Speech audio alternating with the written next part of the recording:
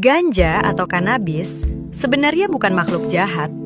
Dalam dunia medis, dia punya sisi lembut yang bisa bantu meredakan nyeri, mual akibat kemoterapi, epilepsi yang bandel, sampai gangguan saraf yang nggak bisa ditangani obat lain.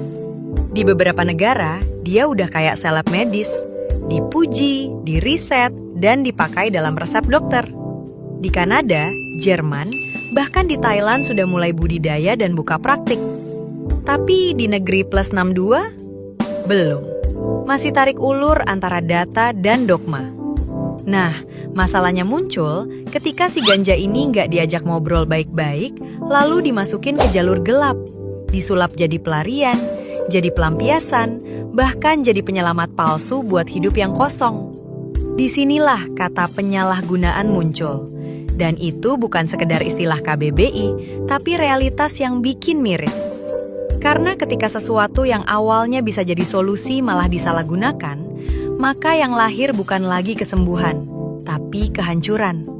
Dan ini berlaku bukan cuma buat ganja, tapi semua zat yang masuk daftar narkoba, narkotika, psikotropika, dan zat adiktif lainnya. Ada yang awalnya memang obat bius untuk operasi, ada yang dulu dipakai buat terapi jiwa, tapi sekarang lebih sering dipakai buat ngelupain dia atau ngelawan kenyataan. Penyalahgunaan itu bukan soal zatnya aja, tapi soal niat dan cara pakainya. Obat batuk pun kalau diteguk segalon bisa bikin halu. Bahkan cinta kalau disalahgunakan bisa bikin trauma, apalagi narkoba. Kenapa dilarang? Karena kita hidup di dunia nyata, bukan di negeri utopia tempat semua orang bisa tanggung jawab. Sistem hukum kita main aman, karena risiko penyalahgunaan jauh lebih gede dibanding kesadaran kolektif untuk pakai sesuai aturan. Kita belum punya sistem yang kuat buat ngawasin. Belum semua dokter terlatih, belum semua masyarakat siap bedain mana obat dan mana pelarian. Tapi bukan berarti semua harus ditutup rapat. Ilmu pengetahuan tidak pernah tumbuh di tanah larangan. Riset jalan terus, data dikumpulkan, pengalaman negara lain diamati. Karena pada akhirnya, keputusan soal legal atau tidak bukan hanya soal daun itu sendiri, tapi tentang kita, sejauh mana kita siap bertanggung jawab. Senyawa THC dalam ganja punya bentuk reseptor yang nyambung dengan sistem endokannabinoid di otak manusia. Ya, otak kita memang punya sistem internal yang mirip ganja. Mungkin Tuhan pun tahu bahwa kadang manusia butuh tenang.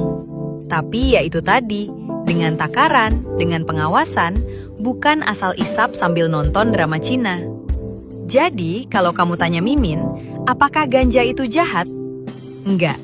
Sama seperti pisau dapur, dia netral. Yang bikin dia jadi alat masak atau alat bunuh tergantung siapa yang megang. Dan satu hal penting, bahwa kita bukan musuh narkoba karena kita benci zatnya. Kita lawan penyalahgunaannya karena kita cinta hidup. Kita ingin orang-orang tetap waras, tetap punya harapan, tetap bisa pulang ke rumah dalam keadaan utuh. Karena hidup ini udah cukup bikin pusing tanpa harus ditambah zat halusinogen. Jadi mari kita belajar, bukan menghakimi.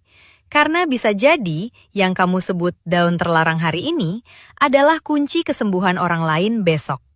Kalau hidup udah berat, bukan berarti harus ringanin kepala pakai cara yang bikin makin berat. Kadang ngobrol sama teman, baca buku, atau sekedar peluk kucing bisa jadi obat yang lebih ampuh dan legal. Cheers buat akal sehat dan hati yang tetap waras.